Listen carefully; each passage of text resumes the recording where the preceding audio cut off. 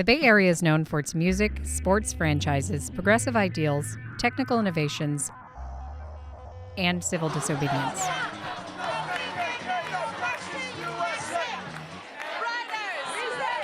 From the beginning of the United States history, protests have been at the center of social progress and the upheaval of the status quo.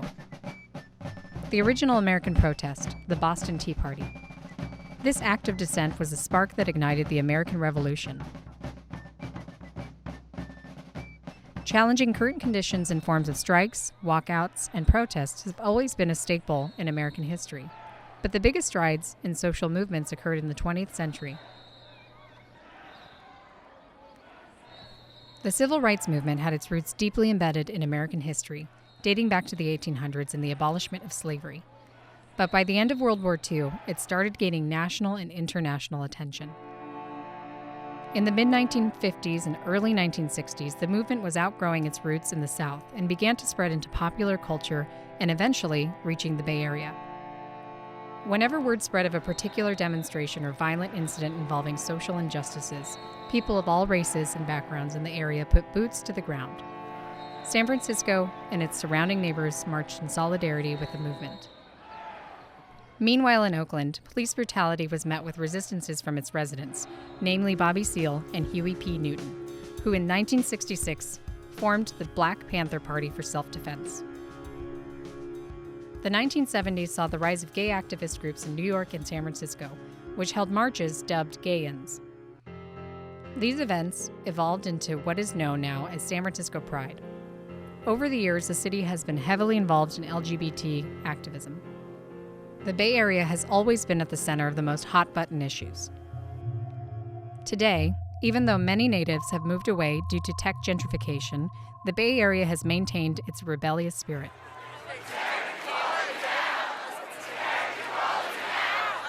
Police killings renewed nationwide outrage and ignited the Black Lives Matter movement and also inspired a group of San Francisco residents, the Frisco Five.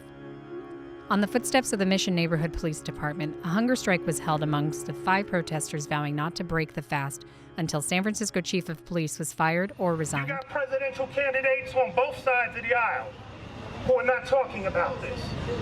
And you have to ask yourself why.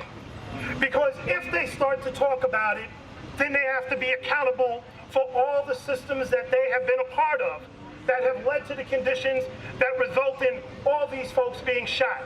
There's been 1,000 people being shot every year by police. The Trump years have begun and the Bay Area is up for the challenge once again, as expected. Great place for counterculture to grow and a very central hub in California, what with the capital so close and just being such a large city and such a small place to bring together so many ideas and so much passion, and just the development of ideas that has happened here is absolutely immense.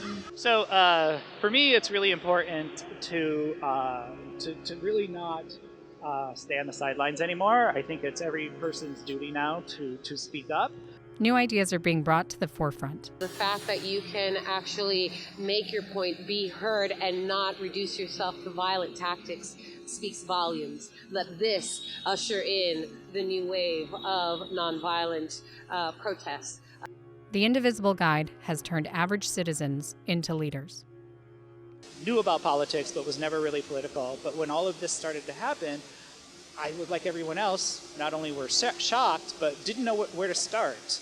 So I had an idea with a friend of mine to start a website that it's Resist SF, it's Facebook, where we kind of, it was like a clearinghouse or a portal. We looked at all of the information out there and like events and daily actions, and we distilled it down so it's really simple for people. There's a new movement cooking in America's melting pot. Right now, it has reached a simmer. Soon, it will come to a boil, and if ignored, it will cook over